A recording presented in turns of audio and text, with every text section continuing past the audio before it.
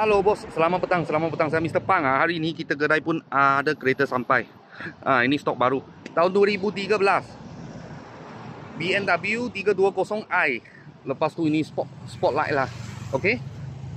Harga jual 34,800. Boleh nampak sport rim tu sudah tukar. Cat depan sini sikit ada celah aja. Okey, dalam punya leather banyak cantik ya. Warna merah. Kan nampak? Warna merah. Mileage pun tinggi. Myris. Okey. Tasila 100 lebih. 100 lebih sikit.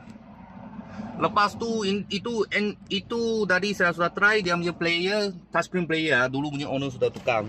Saya buka kereta terus boleh nampak YouTube. Okey. Lepas tu belakang punya leather pun cantik juga. Lampu belakang dulu punya owner sudah tukar. Sebab plate nombor saya dah tutup belakang.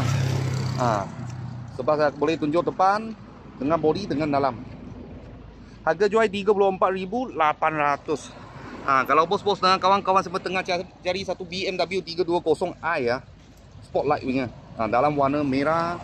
Lepas tu steering pun ada M Sport punya itu stiker lah. Kita sini ada sebiji baru sampai aja. Kalau ada apa murah-murah kita sangat video lagi.